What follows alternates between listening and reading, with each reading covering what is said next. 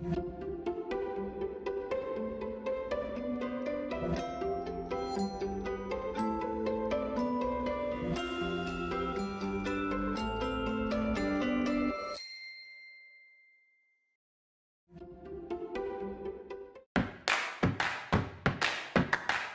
tu muscles pas ton jeu, fais attention. Hello tout le monde, bienvenue dans cette nouvelle vidéo. Aujourd'hui, nous allons parler foot. Et bam, ça y est, le mondial, ça recommence aujourd'hui.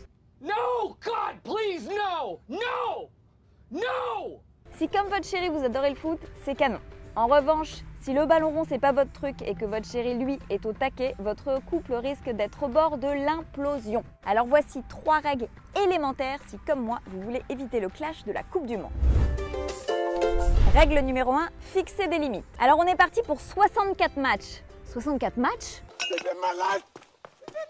Oui, vous avez bien entendu, 64 matchs. 64 matchs, c'est beaucoup trop.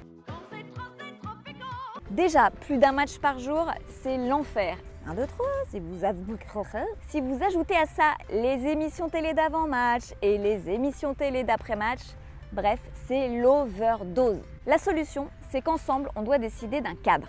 Alors, oui aux matchs importants, en revanche, on profite des rencontres moins décisives pour essayer de faire autre chose. Un dîner en amoureux, un resto entre copains, un ciné en famille, bref, on fait des compromis. Tout pour éviter le 100% foot pendant 4 semaines. Autrement, on va mourir. Ah! Oh putain.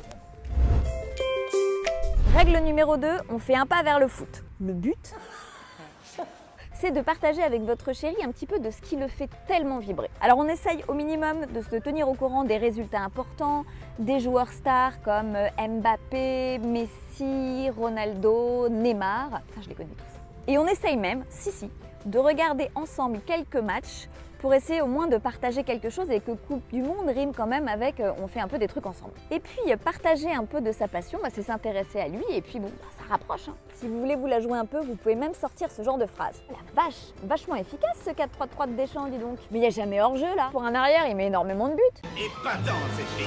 En revanche, si vous voulez pas l'énerver, évitez ça. Ils sont pas 15 normalement. Règle numéro 3, du temps pour vous. Bon alors il est vraiment à fond. Alors si on profitait un peu de tout ce temps qu'on a pour nous, pour faire des choses qu'on fait presque jamais. Une terrasse avec des copines, un bain aux huiles essentielles. On devrait faire ça plus souvent. Un film en mangeant du Nutella à la petite cuillère. Dévaliser les sites de shopping sur le net. Et regarder enfin cette série que Chouchou déteste. Bref, on prend du bon temps et on se fait plaisir. En plus, ça rend le couple plus autonome. Et qui dit autonomie dit joie de se retrouver. Ce qui pourrait même rallumer la flamme. Voilà, j'espère qu'avec ces quelques conseils, vous passerez un mois merveilleux, devant la télé ou pas. Je pense que je vais garder cette petite coupe comme ça définitivement. Ça me paraît bien. Quant à moi, j'ai hâte de vous retrouver très vite dans une nouvelle vidéo. D'ici là, prenez bien soin de vous, je vous embrasse très fort. Ciao, ciao!